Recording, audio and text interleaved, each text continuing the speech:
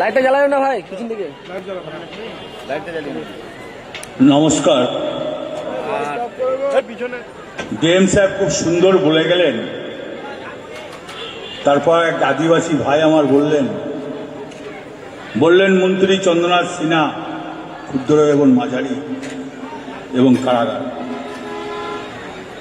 মঞ্চে আছে এসডিও রামপুরহাট, আছেন এখানকার বিডিও, আছেন পঞ্চায়েত সভাধিপতি, আছেন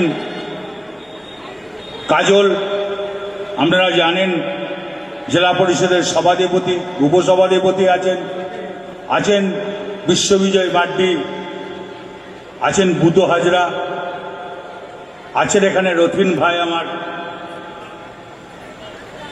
আছেন এখানে চন্দ্রনাথ, আমাদের নারায়ণ হালদার, গগন সরকার, আরো অনেক আছেন। আর আছেন আমার মেন আদিবাসী ভাই বোনেরা। এই আদিবাসী ভাই বোনেরা জঙ্গলকে আটকিয়ে রাখে, জঙ্গলকে আগল দেয়। এই আদিবাসী ভাই বোনেরা আদিবাসী জায়গা একসময় অনেক মানুষ ঠকিয়ে নিয়ে নিয়েছে এই আদিবাসী ভাই বোনেদের কাছ থেকে। তাই আমি বলবো, যারা আদিবাসী জায়গা নিয়ে নেয়, যদি ডিএম সাহেব, আপনারা কমপ্লেন করুন, ডিএম সাহেবকে আপনাদের জায়গা নেবার কারো অধিকার নাই, সেটা মমতা ব্যানার্জি ব্যবস্থা করে দিয়েছে। আজকে মমতা ব্যানার্জি কোনো জাতপাত মানে না, আদিবাসী ভাইকেও কাছে টেনে নেয়, মুসলিম সমাজকেও ডেকে নেয়, হাঁড়ি ডোম বাগদিকেও ডেকে নেয়, সবাইকে নিয়ে চলতে জানে। এর নাম হচ্ছে মুখ্যমন্ত্রী মমতা ব্যানার্জি। আমরা বলতে পারবেন 34 বছর আগে এই আদিবাসী পাড়াগুলো কি ছিল, আজকে বলতে পারবেন আদিবাসীরা, আজ আদিবাসী পাড়াগুলো কেমন আছে।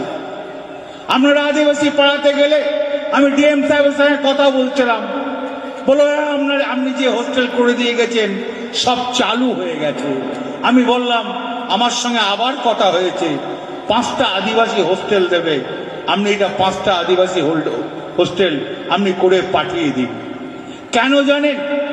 আগে বলতো মন্ত্রী চন্দ্রনাথ সিনহা বলে গেল যে পিছিয়ে পড়া বীরভূম, পশ্চিমবাংলায় এমন কোন জেলা নাই যার পিছিয়ে আছে। কার জন্য জানেন? মমতা ব্যানার্জির জন্য। মমতা ব্যানার্জি পশ্চিমবাংলাকে সাজিয়ে তুলেছে। কেন জানেন?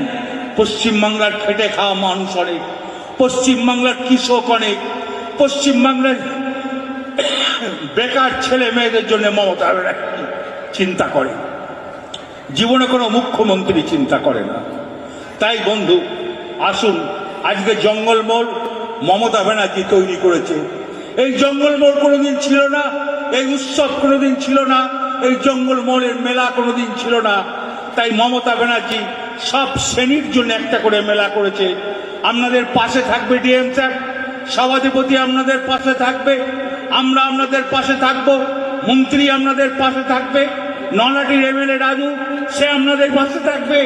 আমরা সবাই মিলে পাশে থেকে আমরা গোটা বীরভূম জেলাকে সব জাতি পাতি সবারই উন্নয়ন করব।